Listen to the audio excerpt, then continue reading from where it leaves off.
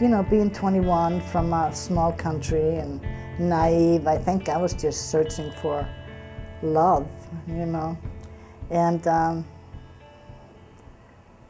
that's just, you know, it was just a fantasy more than a dream, I think. You know, it was more of a fantasy.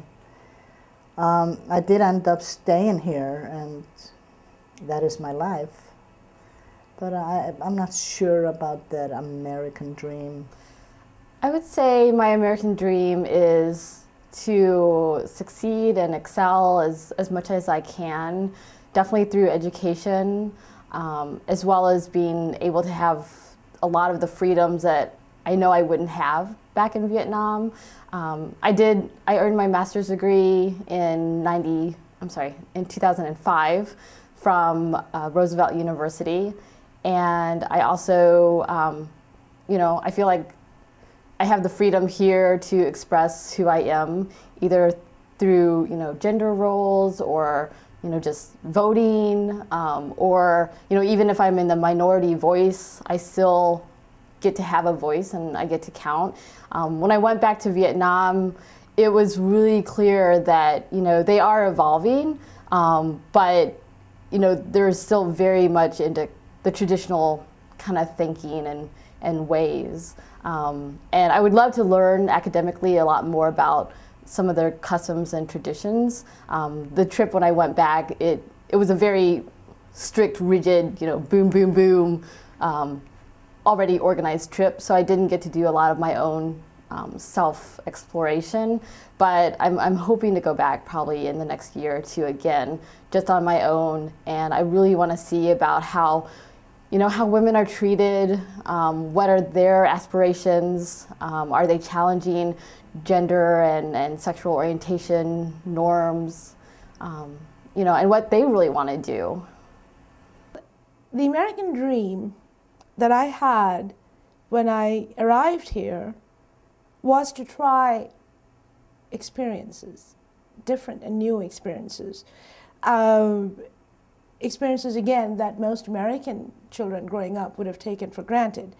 Camping, for example. I wanted to go camping. I wanted to see what camping was like. So I've done that. I've done a lot of the things that I would not have had opportunity to do back home.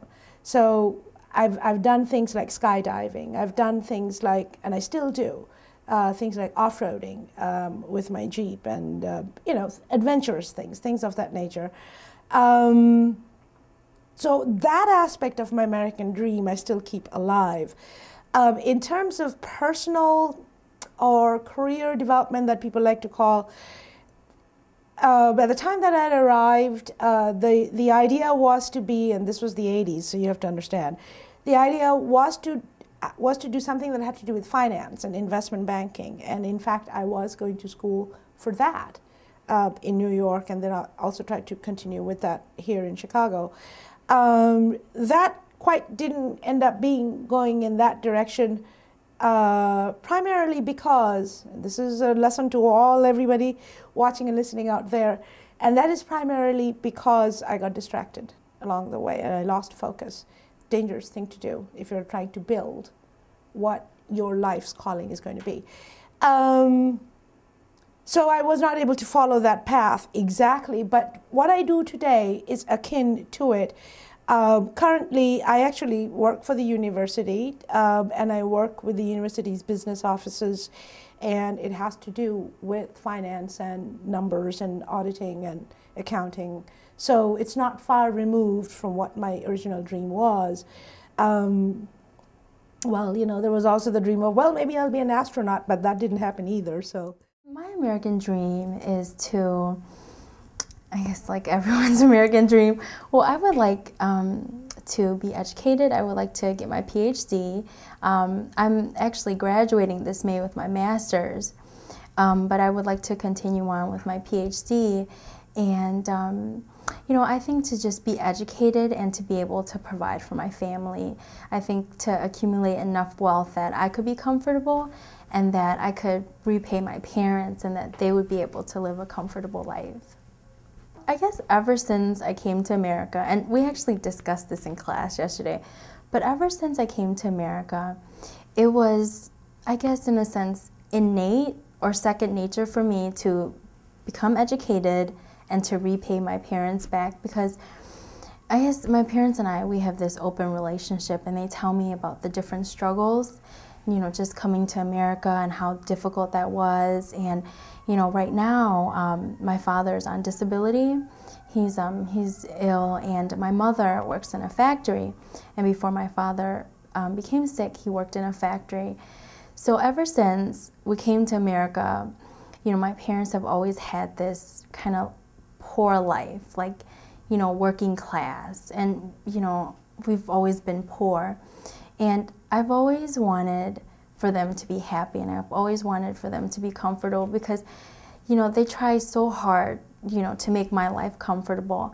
And you know, I guess it's just, you know, like giving back to them, you know, and they would tell me, and the funny thing, they remind me, May, you gotta pay us back, remember, you gotta pay us back. So I never hear the last of it. But, you know, I love them. I just adore them so much. And, you know, I just thank them for just making me the person that I am today, that, you know, I didn't hang with the bad crowds, and I never got into the drug and alcohol scene. And I've always been, you know, focused. Yeah, that's the word, focused. I've always been focused. And, you know, I think it's because of my parents that I'm ambitious, and I have like a lot of goals, and that, you know, and they have goals too that they had to put on hold for us to raise us and to work, and that, you know, I hope that, you know, but sooner than later that I'll be able to help them, you know, give them money, and so that they'll be able to work on their goals. I don't have an American dream. I really, personally, I don't believe in that. I just came here because they told me it was a better education. If they told me that the better education was in China, I was gonna go try to go to China. It's the same thing. I just came here because they told me it was a good education, a good experience, and so far it has been. But I don't believe in the American dream. Have a joke in Spanish, because in English it's different. In Spanish we said sueño. It's a dream, but at the same time it's when you fall asleep, no? And then one Colombian guy told me, you know what, my sueño americano is when I'm driving in the expressway and I'm like this, no? Falling asleep, because the thing in the way that he told me is very tired, no? To work and work and work. And before I came here, yes, I told you that I didn't have the idea of the sueño americano. I think, I don't know in other countries, but in Mexico, I think most of the people don't know what is the sueño americano, what is the American dream. I think most of the people in my country that I know here, they are from the countryside. And in the countryside, they are leaving the country because, you know, the land is they don't have land, or sometimes they don't have even seeds or programs, something to help them to grow up the corn or wherever they want. And they are leaving because they need to work. And I think they came here just to work. I think for them, maybe you want to call them the American dream is to have a job, to do something. But in my case, I didn't think about the American dream. I think American dream were only for Americans, no? The people from this country. And then I had my own dream, and my own dream was to work only to do my artwork, to show to more people, and to live wherever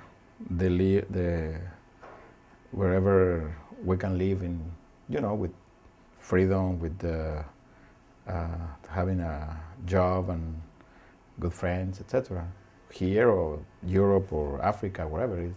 I think my dream is just to produce my artwork and be happy. Even doing the things I like to do. No? I'm not good when I'm seeing people suffering or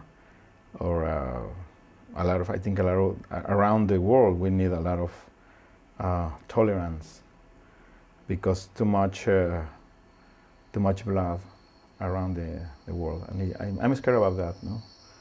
American Dream. You know, when I became a citizen, the first thing that they gave me was a folder, and in that folder was how to get in debt for the rest of your life, and that's the American Dream. How to get in debt for the rest of your life. I thought that was funny. Get your American Dream, get in debt.